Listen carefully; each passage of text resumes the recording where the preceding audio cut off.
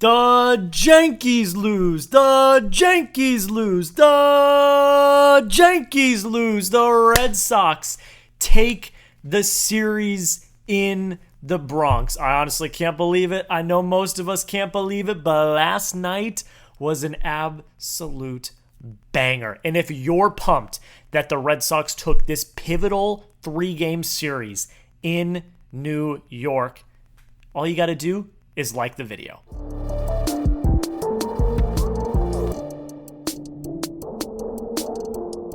We are back for another edition of the Red Sox Rundown. I am your host, Jack Lotteray, and the Red Sox take down the Yankees 11-7 on Sunday Night Baseball. Was it a glaze fest of Aaron Judge? You betcha. Were they talking more about the Yankees than they were the Red Sox? Of course they were. Did they spend the entire bottom of the 9th inning talking about Aaron Judge while the Red Sox were up by 6 at one point? Of course they were, but it doesn't matter because at the end of the day, the Red Sox are the ones that came out victorious. We're going to talk about everything. We're going to talk about the Jazz Chisholm tweet. We're going to talk about the Hunter Dobbins comments. We're going to talk about Rafael Devers. We're going to talk about all of it today. And look, I'm pumped. That's all I'm going to say. That's all I'm going to say.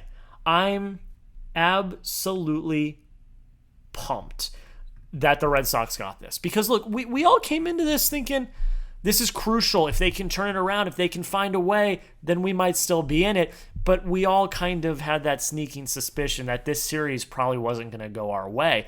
But for them to come in yesterday and beat them, and then to come in today on Sunday Night Baseball, put belt to ass, and take down the Yankees.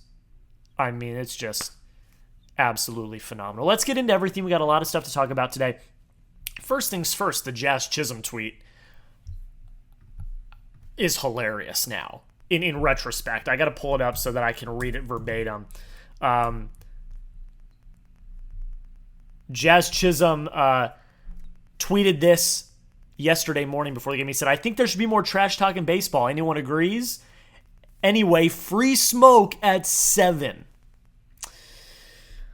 Oh boy, Jazz. Now look, I actually agree. I think that baseball should get kind of back to the old days of trash talk, and I would love to see some more fights. And I would love for this rivalry to get back to relevancy because, the Red Sox really haven't been pulling their weight over the last few years. And I do agree with Jazz on that front.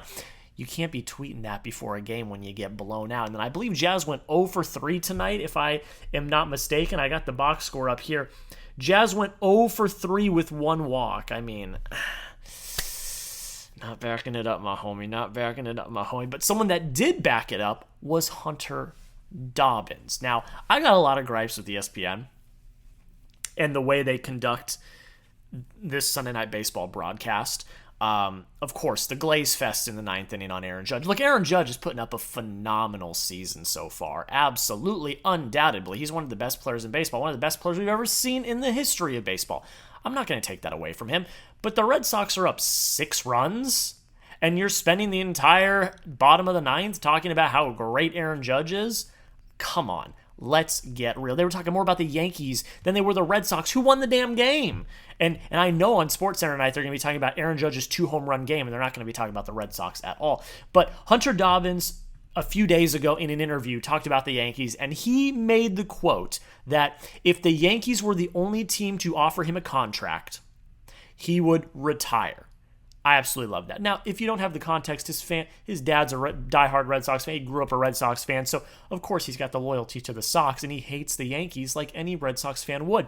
But this was the awkward part. They did a pregame interview with Aaron Judge, and ESPN tried to make controversy around this quote by bringing it up to Aaron Judge. And Judge hadn't even heard the quote. He's like, this is the first time I'm hearing this. And he's like, I got nothing for you. I don't know. What it's his opinion, whatever. So they were trying to create this controversy, and then they talked about it for the first 3 innings while Dobbins was pitching. It was absolutely ridiculous. Aaron Judge hit a home run in the first inning. Everyone was like, "Oh well, Aaron Judge didn't have any words for Dobbins before the game, but during the game he sure spoke." And dude, you're trying to create this controversy that's not there. So I thought that was absolutely insane. They were trying to force a narrative that didn't exist just because Dobbins, who is a lifelong Red Sox fan, said he wouldn't play for the Yankees. I thought it was crazy. But Dobbins backed it up. 5 innings, 4 hits, 3 runs, no Ks, no walks, okay, whatever. 2 of those 3 runs came on the Aaron Judge 2-run homer in the top of the first. After that 2-run homer, he dominated this game. Only gave up 1 more run, which was on a DJ LeMahieu home run in the 5th, right before he ended his outing. Hunter Dobbins showed up and showed out last night, and was better than Carlos Rodon, who went 5 innings, 3 hits, 3 walks, and 5 earned runs. And Rodon this season has been heralded as the Yankees' best pitcher, and he's been great this season, no doubt in my mind.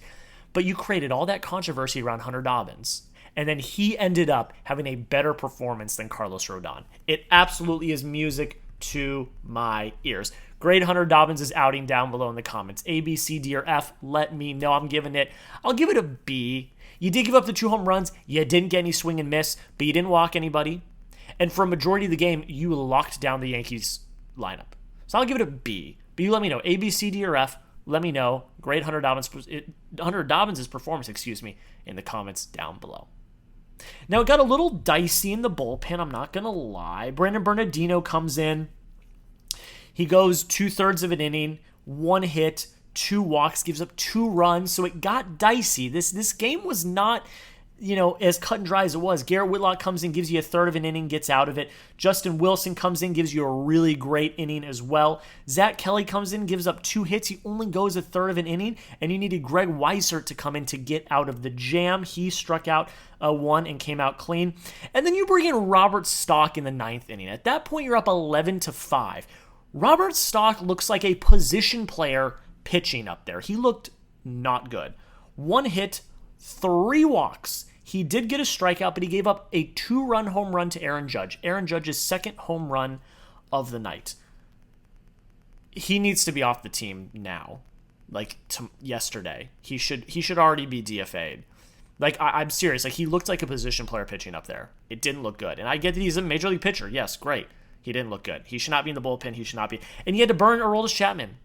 Aroldis Chapman came in, closed it out, got the save. But now you're probably not going to have him for tomorrow. So, I don't know. I didn't love it. It is what it is, but the bullpen, it just didn't do what it did. Okay, now let's talk a little bit about the lineup. I mean, of course, it's an absolute lambasting by the Red Sox. 12 hits, 11 runs, only 9 Ks. You walk 5 times. Absolute onslaught. Everyone not named Rob Refsnyder and Romy Gonzalez had a hit tonight of the starting lineup. There were some pinch hitters that came in that didn't get hits either. But the Sox offense looked good. And Rafael Devers continues to be the Red Sox daddy. He went 1 for 4 tonight, but he had that key home run in, what was it, the 7th? The 9th. Oh, no, the 9th. What am I talking about? He had a key home run in the 9th. That was kind of the last nail in the coffin for the Yankees. But I want to talk about something that happened earlier in the game where with 2 outs, he hits a dribbler to second, and he runs, but then he kind of gives up. And it actually ended up being a close play, and if he would have hustled, he might have been safe. But he ended up slowing down, and people were wondering, oh, is this an injury thing? I don't know. But I do have a tweet here real quick. Alex Cora, after the game, said it was not a lack of hustle. So is this an injury thing? He came back in and hit a home run in the 9th. So obviously he was good enough to go back out there and hit. I don't know. I assume we'll find out more today. But the last thing we need right now, when we are starting to get on a bit of a hot streak, is for the best player on your team offensively to go down with an injury. You've already lost Alex Bregman, who at the time was your best hitting player. And you can't lose Rafael Devers. That cannot happen. Obviously, again, I would assume it's nothing serious. He came back in and hit again and hit a home run. So I'm not that worried about it, but it was definitely something to consider. Hopefully it wasn't him just giving up with a lack of hustle, because the last thing we need is more drama around Rafael Devers. We're going to talk more about the lineup in a second, but guys, we're making videos every single day. And if you love the Red Sox as much as I do, if you love taking down the Yankees, make sure you hit that subscribe button. This is a very critical week for the Boston Red Sox. I've said it numerous times. This week, we're going to know if the Red Sox are buyers or sellers at the deadline. If they can win the next 2 series, they're right back in the division race. And if that's the case, this season is going to be a lot more interesting than I think a lot of us thought it was going to be a week ago. So lock in, don't miss out. We got daily videos, daily shorts recapping every single game right here on the channel. Help us get to our goal of 2,200 subscribers. We're about 60 subscribers away. Join the family, don't miss out, and hit that sub button right now. So I did a whole video on this yesterday, and I got a lot of comments saying, Jack, you're crazy. Jack, what are you talking about? Jack, no, there's no way. No. Kristian Campbell and Trevor Story both went yard tonight.